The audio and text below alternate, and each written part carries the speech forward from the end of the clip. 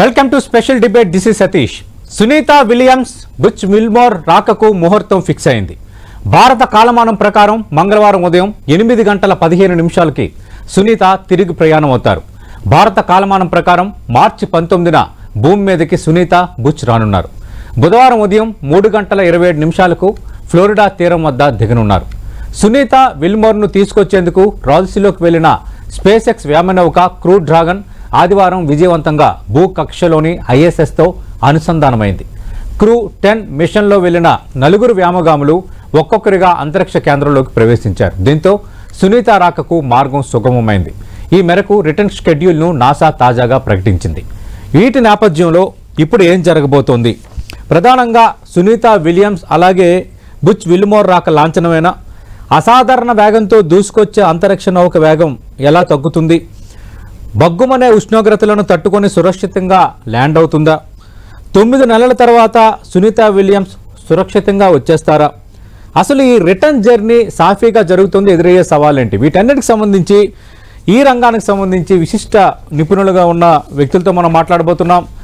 Special డిబేట్లో భాగంగా మనతో పాటు పాల్గొంటున్నారు 10 TV స్టూడియోలో ఇస్రో రిటైర్డ్ అసోసియేట్ డైరెక్టర్గా ఉన్న శేషగిరిరావు గారు, అలాగే Birla planetarium retired director Siddharth గారు కూడా ప్రత్యేకంగా డిబేట్లో జాయిన్ అవుతున్నారు.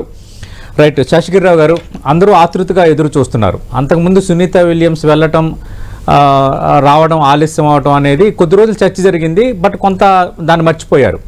కానీ 9 నెలలు అక్కడ ఉండిపోవటం, మళ్ళీ ఇప్పుడు ఒక స్పేస్ షటిల్ పంపించడం, మళ్ళీ ఇప్పుడు వస్తుండడం, ఇదంతా కూడా అందరిలో ప్రపంచం అంతా ఆసక్తిగా ఎదురు చూస్తోంది. అంటే ఏ విధంగా వస్తారు, రిటర్న్ జర్నీ సాఫీగా సాగుతుందా లేదా అని మీరేం చెప్తారు సార్? అంటే సునీత విలియమ్స్, బుచ్ విల్మోర్ రాక లాంఛనమేనా? సాఫీగా వచ్చేస్తారా? అందరికీ నమస్కారం అండి. నమస్తే sir. Sunita Williams, Wilmore Dragon Crew 9లో దాంతో పాటు ఆడిద్దరితో పాటు అంతకుముందు క్రూ 9లోకి వచ్చినటువంటి మరో 2 4 కలిసి భూమి మీదకి రావటం అనేది 100% విజయవంతం అవుతుంది. ఎందుకంటే ఈ డ్రాగన్ క్రూ అనే స్పేస్ మాడ్యూల్ అనేక సార్లు టెస్ట్ చేయబడింది. ఇది 1-2 సార్లు వెళ్ళి రావటం కాదు, దాదాపు 49 సార్లు వెళ్ళారు. అంటే ప్రతిసారి క్రూ తీసుకువెళ్ళారని కాదు, 49 సార్లు తీసుకెళ్ళి అక్కడ అనుసంధానం చేసి తీసుకొచ్చారు. ఈ క్రూ 9 రావటం ద్వారా ఏమవుతుంది అంటే మరొకసారి ఈ యొక్క క్రూ 9 డ్రాగన్ అనే క్యాప్సుల్ని విజయవంతంగా ఎలా తీసుకొస్తారనేది ప్రదర్శింపబడుతుందని అనుకోవచ్చు. ఇది లాంఛనమే అని నేను చెప్తాను. అంటే మరి 9 నెలలు ఆమె అక్కడ ఉండిపోయారు కదా, గతంలో ఈ తరహా ప్రయోగం ఏమైనా జరగలేదా? గతంలో ప్రయోగాలు జరిగినాయి. జరగటంతో పాటు ఈ వ్యోమగాములకి నిర్దేశింపబడిన సమయం అంటూ ఉంటుంది. కొందరు 2 నెలలు, కొందరు 3 నెలలు, కొందరు 4 నెలలు, అతి దీర్ఘంగా ఉన్న వాళ్ళు కూడా ఉన్నారు. దాదాపు 740 రోజులు ఉన్నవాళ్ళు కూడా ఉన్నారు. సునీత విలియమ్స్ స్టార్ లైనర్లో వెళ్ళకముందు దాదాపు 300 గంటల ఆవిడికి అనుభవం ఉంది. ఈసారి వెళ్ళినప్పుడు స్టార్ లైనర్లో వెళ్ళి స్టార్ లైనర్ సఫలీకృతం అవుతుందా డాకింగ్లోను, అన్డాకింగ్లోను, తర్వాత వ్యోమగాములను తీసుకురావటం విషయంలోను. ఈ విషయంలో 8 రోజులు అంటూ ఉండటానికి వెళ్ళి దాదాపు 9 నెలలు అక్కడ ఉండిపోయారు. అనుభవపూర్వకంగా ఆమెకి ఉండటానికి ఇబ్బంది లేదు. కాకపోతే 9 నెలలకు సరిపడా సమాయత్తమై వెళ్ళలేదని అనుకోవచ్చు. ఎందుకంటే ఎవరైనా ముందే ఎన్ని రోజులు ఉండాలి సమయం నిర్దేశిస్తారు కాబట్టి వాళ్ళు తీసుకెళ్ళవలసిన వస్తువులు కానివ్వండి, ఆహారం కానివ్వండి, మిగతా చేయవలసిన ప్రయోగాలు కానివ్వండి, అన్నిటికీ సమాయత్తమై వెళ్తారు. ఇవి సమాయత్తమై వెళ్ళినట్టుగా అనిపించదు మనకి, ఎందుకంటే 8 రోజులే కాబట్టి. ఆ తర్వాత సప్లైస్ పంపినప్పుడు వీళ్ళకి సరిపడిన అన్నీ పంపించడం జరిగింది. కాబట్టి ఉండటానికి ఎటువంటి అనుభవపూర్వకంగా ఎటువంటి ఇబ్బంది లేదు. కాకపోతే ఇన్ని రోజులు తీసుకురావటానికి మాత్రం ఆ క్రూ 9 అనే మాడ్యూల్లో వెళ్ళిన 2 ఆ క్రూ 9 అక్కడ దాదాపు 2 నెలల నుంచి 3 నెలల వరకు ఆ క్రూ 9లో నిక్షేపింపబడినటువంటి అనేక రకమైన శాస్త్ర పరికరాలతో ప్రయోగాలు కంప్లీట్ చేయాలి. ఆ తర్వాత ఆ క్రూ 9లో విల్మోర్కి, సునీత విలియమ్స్కి ట్రైనింగ్ అవ్వాలి. ఎందుకంటే సీట్ కానివ్వండి, సూట్ కానివ్వండి, ఆ తర్వాత మరి ఆరోగ్యానికి సంబంధించిన పరికరాల కనెక్షన్లో కానివ్వండి, అవన్నీ సరిచూసుకోవాలి. తర్వాత డిస్ప్లేస్తో ఫెమిలియారిటీ ఉండాలి. వీటన్నిటి కోసం మరి తగినైన సమయం వెచ్చించి ఈ లోపల ఆమెకు కూడా కొన్ని శాస్త్ర ప్రయోగాలు నిర్దేశించారు. ఆమెని కెప్టెన్గా చేశారు. ఆమె 60 గంటల స్పేస్ వాక్ చేసి ఒక రకమైన రికార్డు నెలకొల్పారు. ఈ విధంగా చూస్తే సునీత విలియమ్స్ ఇది ఒక ఛాలెంజ్గా తీసుకుని ఈ 9 నెలలు తను నిర్వర్తించిన పనులు విజయవంతంగా చేశారని అనుకోవచ్చు. ఓకే, సిద్ధార్థ్ గారు మీ అంచనా ఏంటి సార్? రిటర్న్ జర్నీ ఎలా ఉండబోతోంది? బాగానే ఉంటుందండి 3 వంతులు. ఎందుకంటే ఇది ఎక్స్పీరియన్స్ చేశారు ముందర కూడా ఇలా అంటాడు కనుక 3 వంతులు ఎవ్రీథింగ్ విల్ గో వెల్.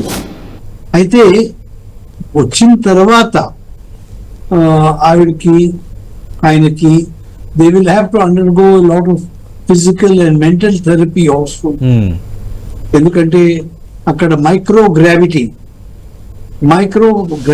ఉండకపోవడం అని కాదు, ఉంటుంది కానీ వెరీ లిటిల్ గ్రావిటీ. సో వాళ్ళ మసిల్ మాస్ అంతా పడిపోయి ఉంటుంది కనుక వచ్చిన తర్వాత ఫిజికల్ థెరపీ చాలా చేయాలి.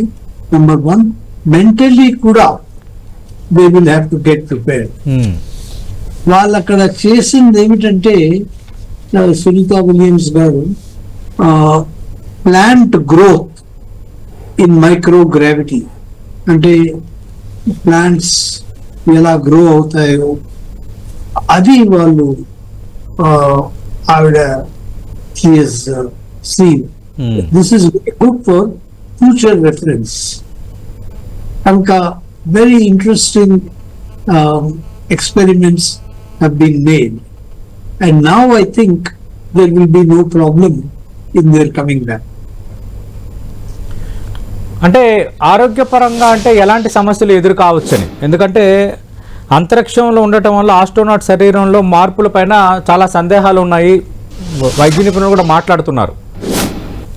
మెయిన్ థింగ్ అండి, అలాగైతే వాలెంటీనా టెరెస్కోవా ఆవిడ 1 రౌండ్ కి వెళ్ళిన తర్వాత కూడా they subjected her to medical thing. ఇవన్నీ చేయాలండి. But now we have come a long way and ఆవిడకి ఆయనకు కూడా except muscle mass loss other organs may not be affect. Muscle mass loss కి physical therapy they will have to do. Sir Seshagiri Rao గారు మీ అంచనా ఏంటి సార్? అంటే వచ్చిన తర్వాత వాళ్ళ ఆరోగ్యంపై ఎలా ఉంటుందని జరుగుతుంది? మొదటి నుంచి దాదాపు ఐఎస్ఎస్కి వెళ్ళిన వాళ్ళని చూస్తే సార్ 250 మంది పైబడి వెళ్ళి ఉన్నారు. కాబట్టి దీర్ఘకాలికంగా అక్కడ ఉండటం వలన బోన్ మాస్ డెన్సిటీ మారుతుంది. తరువాత భూమి మీద ఉన్నప్పుడు గుండె పనిచేసేప్పుడు కాళ్ళకి రక్త ప్రసరణ అవ్వాలి అంటే భూమి ఆకర్షణ శక్తికి అనువుగా ప్రసారం జరుగుతుంది. అదే మెదడుకి రక్త ప్రసరణ కావాలంటే భూమి ఆకర్షణ శక్తికి ఆపోజిట్గా జరుగుతుంది. ఈ మైక్రో గ్రావిటీకి వెళ్ళినప్పుడు మీకు కాళ్ళకి ప్రసారం చేయాలన్నా రక్తం మెదడుకు ప్రసారం చేయాలన్నా కూడా ఒకే రకమైనటువంటి గ్రావిటీయే ఉంటుంది. అందువలన తదనుగుణంగా ఆ యొక్క గుండె పనిచేయటం అక్కడ అలవాటు అవుతుంది. అది మరి భూమి మీదకి వచ్చినప్పుడు వీళ్ళు రక్త ప్రసరణలోను కంటి చూపు మందగించటంలో దానికి సంబంధించి తరువాత కొన్ని ఫ్లూయిడ్స్ అని ఉంటాయి. ఎక్కువగా ఆ ఫ్లూయిడ్స్ మెదడులోను మరి గుండె చుట్టూతా లంగ్ చుట్టూతా వెన్నెముకల దగ్గర ఫ్లూయిడ్స్ ఉంటాయి. ఈ ఫ్లూయిడ్స్ నరాల యొక్క పనితనానికి బాగా ఉపయోగపడతాయి. ఈ ఫ్లూయిడ్స్ మైక్రో గ్రావిటీలో వాటికి అనుగుణంగా ఒక రకంగా అవి మార్పు చెందుతాయి. ఆ మార్పు మళ్ళీ భూమి మీదకి వచ్చినప్పుడు క్రమేణా భూమి ఆకర్షణ శక్తిలో ఎలా ఉండాలి ఫ్లూయిడ్స్ అనేది అది మళ్ళీ రావాలి. అలాగే మజిల్ డెన్సిటీ, మజిల్ యొక్క శక్తి తగ్గుతుంది. తరువాత చురుకుదనం కూడా తగ్గే అవకాశం ఉంది. ఉదాహరణకి కాగ్నిటివ్ పవర్, ఉదాహరణకి 2 పారాగ్రాఫ్లు మీరు చదివినట్లయితే వెంటనే అవగాహన అవుతుంది. అక్కడికి వెళ్ళినప్పుడు ఈ రక్త ప్రసరణ వల్ల కానివ్వండి, కొంచెం లోన్లీగా డిప్రెషన్ వల్ల కానివ్వండి, ఈ యొక్క కాగ్నిటివ్ పవర్ కొంచెం మందగించవచ్చు. ఇటువంటివన్నీ ఉంటాయి కాబట్టి వీళ్ళు భూమి మీదకి వచ్చిన తర్వాత కనీసం చెయ్యి లేపాలన్నా కూడా ఎంతో బరువు లేపినట్టుగా అనిపిస్తుంది. మళ్ళీ చిన్నపిల్లలు తప్పటడుగులు వేసినట్టుగా నడక నేర్చుకున్నట్టుగా అన్ని నెలలు అవసరం లేదు, 10 దినాల నుంచి 20 దినాల లోపు నడక నేర్చుకోవాలా, బ్యాలెన్స్ నేర్చుకోవాలా, కంటి చూపు స్వాధీనంలో తెచ్చుకోవాలా, అలాగే టేస్ట్ మారుతుంది, వినికిడి మారుతుంది. ఇవన్నీ కరెక్ట్గా ఉన్నాయా లేని ఆరోగ్య పరీక్షల ద్వారా తెలుసుకోవాలి. ఈ విధంగా తెలుసుకుని అన్ని పరీక్షలు అయిన తర్వాత వీళ్ళు సాధారణ స్థితికి రావటానికి ఎంతో అవకాశం ఉంది. కారణం ఏంటంటే వీళ్ళు క్రొత్త కాదు, అంతకుముందు 200 పైగా వెళ్ళొచ్చారు. కాబట్టి వీళ్ళు ఒక మాన్యువల్, ఒక ఆరోగ్య పరిస్థితిని క్రమేణా ఎలా దారికి తీసుకురావాలి అనేది ఒక మాన్యువల్ ఉంది. ఆ మాన్యువల్ ప్రకారం అంచెలంచెలుగా వీరు ఆరోగ్యాన్ని కూడా స్వాధీనంలో తెచ్చుకుంటారు. ఓకే, అంటే వాళ్ళు వచ్చిన తర్వాత వాళ్ళని డిస్టర్బ్ చేయకూడదు కొద్ది నెలలు. అవును, రైట్. వాళ్ళు మళ్ళీ పూర్తి స్థాయి ఆరోగ్యవంతులయ్యి మనం ఎలా ఉన్నామో ఆ విధంగా వ్యవహరించే వరకు వాళ్ళని డిస్టర్బ్ చేయకూడదు. వాళ్ళు పరీక్షల ద్వారా నిర్ధారిస్తారు. ఆ తర్వాత ఒక సైకలాజిస్ట్ కూడా ఉంటారు సహాయం చేయటానికి. రైట్. సిద్ధార్థ్ గారు, అంటే ఇది ఒక అసాధారణ వేగంతో దూసుకురాబోతోంది ఈ అంతరిక్ష నౌక. అంటే ఈ భూమికి దగ్గరయ్యే కొద్దీ వేగం ఎలా తగ్గుతుంది? అంటే రెట్రో రాకెట్స్ అవన్నీ ఫైర్ చేస్తారు. There are methods. Of course old method was balloons. Balloons release చేసి అంటే పారాచూట్స్ లో. But now days they use అంత జోరు అంత దూరం కాదు కనుక రెట్రో రాకెట్స్ తో they can reduce the speed. They splash down in the waters of Florida. అంటే ఎందుకు ఇప్పుడు అదే ఫ్లోరిడా తీరంలో ఏర్పాట్లు చేస్తుంది నాసా అంటూ మనం చూస్తున్నాం. ఎందుకు అంటే తీర ప్రాంతాల్లోనే ఎందుకు దాన్ని దించే ఏర్పాట్లు చేస్తారు? It has to splash down in water. So spacecraft trajectory prakaram Florida they could find that it is the best suited for the splash. Okay, అంటే వేరే కారణం ఏమైనా ఉంటుందా శేషగిరిరావు గారు? ఇప్పుడు మీరు చూసుకున్నట్టయితే అన్డాకింగ్ జరిగేప్పుడు 419 కిలోమీటర్ల ఎత్తులో ఉంటుంది. అన్డాకింగ్ అయిన తర్వాత క్రూ 9 మాడ్యూల్ క్రమేణా విడిపడి అదే ఆర్బిట్లో ఉంటూ క్రమేణా ఎత్తు తగ్గించుకుంటూ వస్తుంది. ఎత్తు తగ్గించుకుంటూ వచ్చిన తర్వాత డీఆర్బిట్ ఫైరింగ్ అని ఉంటుంది. డీఆర్బిట్ ఫైరింగ్ అది దాదాపు 28,000 కిలోమీటర్ల వేగంతో గంటకి ప్రయాణం చేస్తూ ఉంటుంది.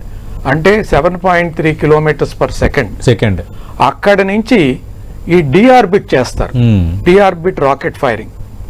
ఆ డీఆర్బిట్ రాకెట్ ఫైరింగ్ అయిన తర్వాత దాదాపు 5 కిలోమీటర్ల ఎత్తుకి వచ్చినప్పుడు అక్కడ ఉన్న వేగము 600 కిలోమీటర్లకు తగ్గిస్తారు. అక్కడ 2 పారాచూట్లు విచ్చుకుంటాయి 5 కిలోమీటర్ల దగ్గర. ఆ 2 పారామీటర్లు ఆ 2 పారాచూట్లు విచ్చుకున్న తర్వాత 560 కిలోమీటర్లు, ఎందుకంటే డీజిల్ రేషన్ అయిన తర్వాత 560 కిలోమీటర్ల గంటకు వచ్చిన తర్వాత 2 పారాచూట్లు 5 కిలోమీటర్ల ఎత్తులో విచ్చుకుని దాన్ని 190 కిలోమీటర్లకు పట్టుకొస్తారు గంటకి. అది 5 కిలోమీటర్ల నుంచి 1.8 కిలోమీటర్లు ఎత్తుకొస్తుంది. ఈ 1.8 కిలోమీటర్స్ దగ్గర 2 పారాచూట్లు విడిపడిపోయి పెద్దవి 4 పారాచూట్లు విచ్చుకుంటాయి. ఈ 4 పారాచూట్లు విచ్చుకున్న తర్వాత 1.8 కిలోమీటర్స్ దగ్గర నుంచి అతి దగ్గరగా అంటే 50 మీటర్ల ఎత్తు వరకు వచ్చే వరకు క్రమేణా వేగం తగ్గించుకుంటూ 25 కిలోమీటర్ల గంటకు వేగం తీసుకొస్తారు. 25 కిలోమీటర్లు అంటే దాదాపు సెకండ్కి 6-7 మీటర్లు పర్ సెకండ్. అంటే మనకు గాలేస్తే కొంచెం జుట్టు ఎగిరినట్టుగా ఉంటుంది, అంత వేగం తగ్గిస్తారు. తరువాత సముద్రంలోనూ దింపడానికి కారణం ఏంటంటే మనం ఇందాక అనుకున్నాం, ఏది డీసెలరేషన్కి రాకెట్ ఫైరింగ్ చేస్తారు. తరువాత 560 కిలోమీటర్ల దగ్గర నుంచి 200 కిలోమీటర్లకి డ్రోగ్ చారాపీట్స్, 2 డ్రోగ్ పారాచూట్స్, ఆ తర్వాత 4 పారాచూట్స్. వీటన్నిటిలో ఏదన్నా అవాంతరాలు వచ్చినప్పుడు, ట్రాజెక్టరీ మారినప్పుడు, మనం నిర్దేశించిన ప్రదేశంలో కాకుండా ఒక 20-30 కిలోమీటర్లో లేదా ఇంకెంత దూరంలో అక్కడ డిస్పర్షన్ గనక ఉంటే, మరి భూమి మీద కనుక దించేటైతే ఈ డిస్పర్షన్ కూడా మనం అంత ఏరియా చూసుకోవాలి. తర్వాత హార్డ్ ల్యాండింగ్ అవుతుంది భూమి మీద, వేగం గనక కంట్రోల్లో లేకపోతే. ఇవన్నీ దృష్టిలో పెట్టుకుని, హార్డ్ ల్యాండింగ్ అది ప్రమాదమే. ఇవన్నీ దృష్టిలో పెట్టుకుని జనరల్ గా స్ప్లాష్ డౌన్ సీలోనే చేస్తారు. ఆ స్ప్లాష్ డౌన్ చేసినప్పుడు హెలికాప్టర్లు, స్టీమర్లు, షిప్పులు సమాయత్తం చేస్తారు. ఎందుకంటే స్ప్లాష్ డౌన్ అయిన 20 నిమిషాల్లో తేలుతుంది. అది మాడ్యూల్ దగ్గరికి వెంటనే వెళ్ళాలి. ఇది ప్రయాణం. చాలా ఇంట్రెస్టింగ్ ఉంది సార్ ఇది. అంటే అది మీరు అన్నట్టుగా సముద్రం, తీర ప్రాంతం సముద్రంలో దిగిన తర్వాత ఎంతసేపులో సార్ మళ్ళీ తేలుతుంది? అది వెంటనే తేలుతుంది. వెంటనే తేలుతుంది. 20 నిమిషాల్లో చేరుకోవాలి. 20 నుంచి 30 నిమిషాల్లో చేరుకోవాలి. అది ఏంటంటే ఒకసారి స్ప్లాష్ అయినప్పుడు కొంచెం సగం మునిగి పైకి వస్తుంది అనమాట. అలా ఆసిలేట్ అవుతూ ఉంటుంది. ఏది సముద్ర ఉపరితలం మీద అలా ఆసిలేట్ అవుతున్నప్పుడు ఈ పక్కన ఉన్నటువంటి షిప్స్ దగ్గరకు చేరి దానికి మోకులు కట్టి ఒక పెద్ద షిప్ దగ్గర తీసుకొస్తారు. తీసుకొచ్చిన తర్వాత అక్కడ ఒక ల్యాచ్ ఉంటుంది. ఆ ల్యాచ్ తీసే ముందు అంతా పరిశీలన చేసి చుట్టూతా ఆ ల్యాచ్ తీసి ఆ తర్వాత ఒక స్ట్రెచర్ లాంటిది లోపలికి తీసుకెళ్లి ఒక్కొక్కళ్ళని తీసుకొచ్చి ఆ చైర్ లో కూర్చోబెట్టి వాళ్ళ ఐసోలేషన్ వార్డ్ అని ఉంటుంది, అక్కడికి తరలిస్తారు. ఈ సమయం కూడా చాలా ఎక్కువ, చాలా క్రూషియల్. ఆ 30 నిమిషాల కీలకం. తీసుకురావటం, అక్కడ వాళ్ళకి ఆక్సిజన్ అవన్నీ ఉంటాయి, ఇబ్బంది లేదు. కొన్ని గంటలతో పాటుకి ఏమి ఇబ్బంది లేదు. కాకపోతే వెంటనే సమాయత్తమే తీసుకురావటం అనేది అదొక కర్తవ్యం. రైట్. చాలా ఇంట్రెస్టింగ్ ఫ్యాక్ట్స్ చెప్పారు శేషగిరిరావు గారు. సిద్ధార్థ్ గారు, అంటే ఇక్కడ టెంపరేచర్స్ మీద కూడా చర్చ జరుగుతోంది. అంటే బగ్గుమనే ఉష్ణోగ్రతలను తట్టుకొని సురక్షితంగా ల్యాండ్ అవుతుందా అంతరిక్ష నౌక అన్నది? దానికి ఏమి డిఫికల్టీ కనబడడం లేదండి. బికాస్ చాలా మాటలే it is a well known procedure, కనుక that is no real problem. అంటే as they are picked up by helicopters and ships, they go into air-conditioned, pressurized cabins where they will not have any problem. అంటే ఇప్పుడు ఆ temperature కిందకు వచ్చినంత వరకు అలాగే ఉంటుందా? ఎందుకు ఈ అధిక ఉష్ణోగ్రతలు ఇంపాక్ట్ ఉండొచ్చని ఎందుకు ఆ చర్చ వస్తుంది? అది ఏమిటంటేనండి, స్పేస్ క్రాఫ్ట్ దిగుతున్నప్పుడు ఫ్రిక్షన్ విత్ ద అట్మాస్ఫియర్, దానివల్ల it begins to glow. In fact Kalpana చావ్లాకి అదే అయింది. So that's a very unfortunate accident. Generally అలా అవ్వదు. 99% ఏమీ ప్రాబ్లం ఉంది.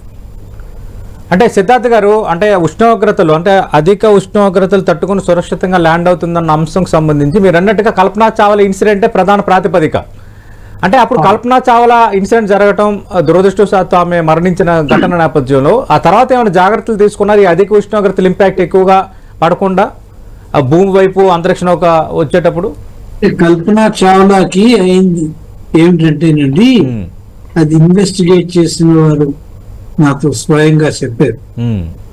రింగ్ అని ఉంటుంది, వెరీ లైట్,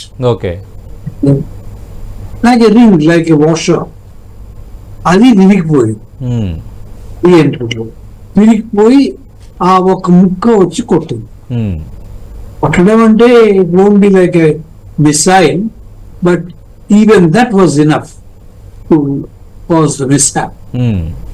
అటువంటివి ఏమి we don't foresee anything like that.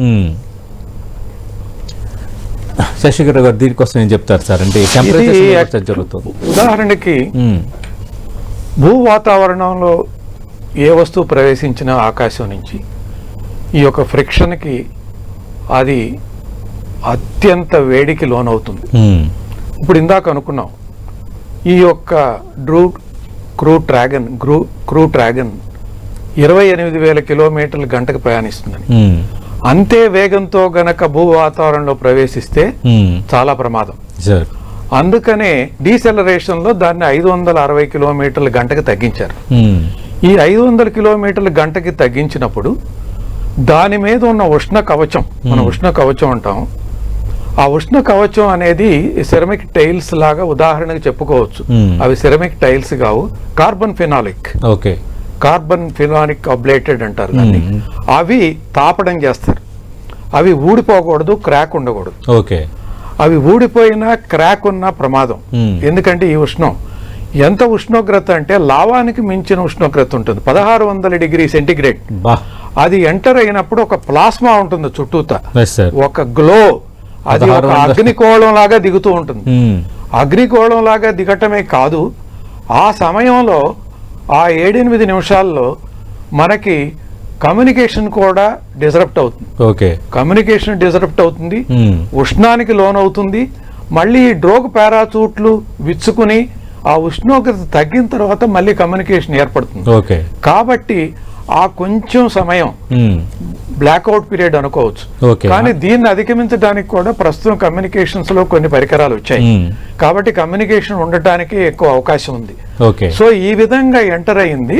ఈ డ్రాగ్ పారాచూట్స్ విచ్చుకున్న తర్వాత క్రమేణా ఉష్ణోగ్రత తగ్గుతుంది, స్ప్లాష్ డౌన్ కి వచ్చేసరికి చాలా వరకు తగ్గిపోతుంది. ఇదనమాట అక్కడ జరిగే ప్రక్రియ. రైట్. రెండోది సిద్ధార్థ్ గారు, మనకు తెలుసు ఒక రకంగా సునీత విలియమ్స్ రికార్డు సృష్టించారు. 4 రకాల అంతరిక్ష నౌకల్లో ప్రయాణించిన తొలి వ్యాయామిగా ఆమె గుర్తింపు పొందారు. అంటే భవిష్యత్తులో ఈ నాసా మీద ఆసక్తి చూపించే వాళ్ళకి కానీ, ఆ తర్వాత భవిష్యత్తు ప్రయోగాలకు కానీ ఇది ఎంతవరకు ఉపయోగపడుతుంది?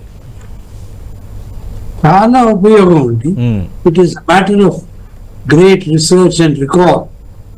ఏమిటైంది, సాధారణంగా మైక్రోగ్రావిటీలో హార్ట్ కొంచెం పెద్దదవుతుంది, expand, organs are affected. So to what extent, how they are affected, ఇవన్నీ చాలా ఇంపార్టెంట్. సో ఫర్ ఫ్యూచర్, ప్రస్తుతానికనే కాదు.